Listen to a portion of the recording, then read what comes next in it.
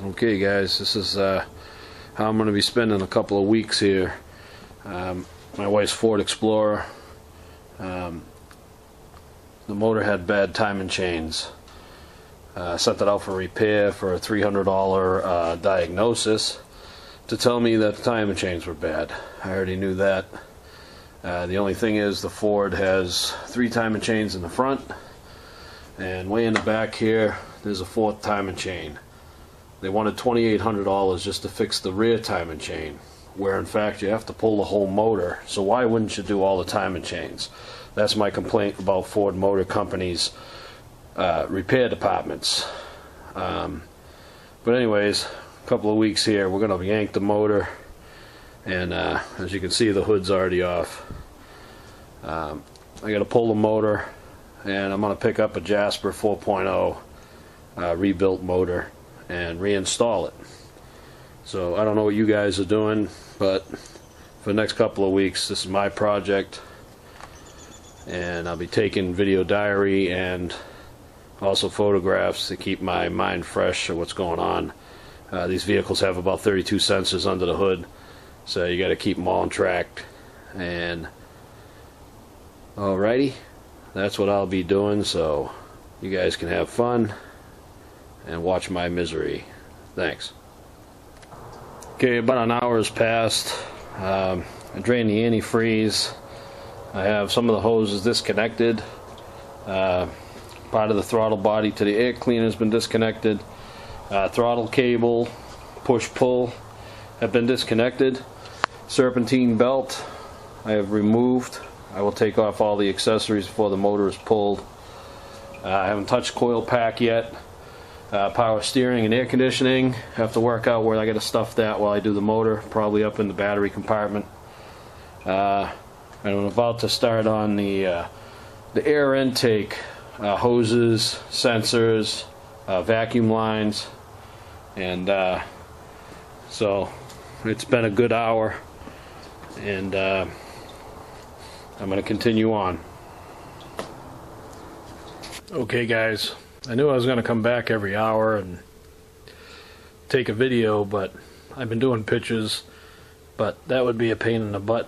Once I start getting involved with something, I lose track of time. Red Solo cups are just not for beer, guys, alright? I just keep each section of parts in these buckets, you know. I got the valve covers off, the fuel injectors. I got the air intake, the throttle body off. You can see the cams. This motor is like extremely clean.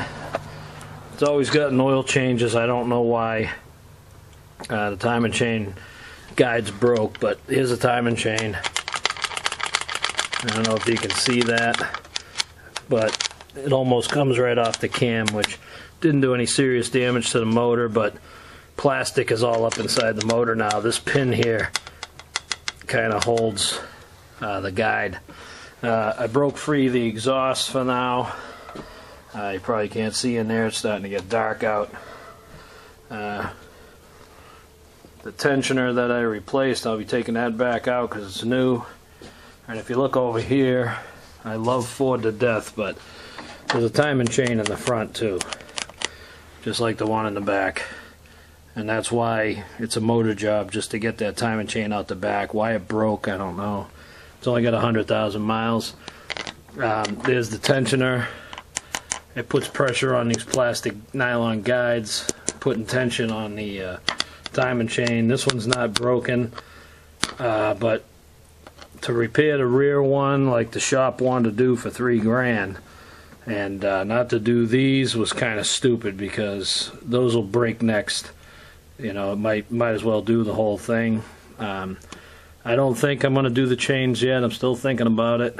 I broke free the exhaust on this side. I still have some components in the front. This thing has 3 radiators. One for antifreeze, one for tranny fluid, one for air conditioning. So I got to try to split them apart. I don't want to break up the AC. The tranny fluid I'm not worried about, and the antifreeze is all drained. Pulleys mostly off, water pump still on. That's the power steering pump.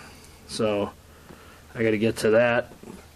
But this was one day's work. Fuel injectors off, throttle body off, lots and lots and lots of sensors.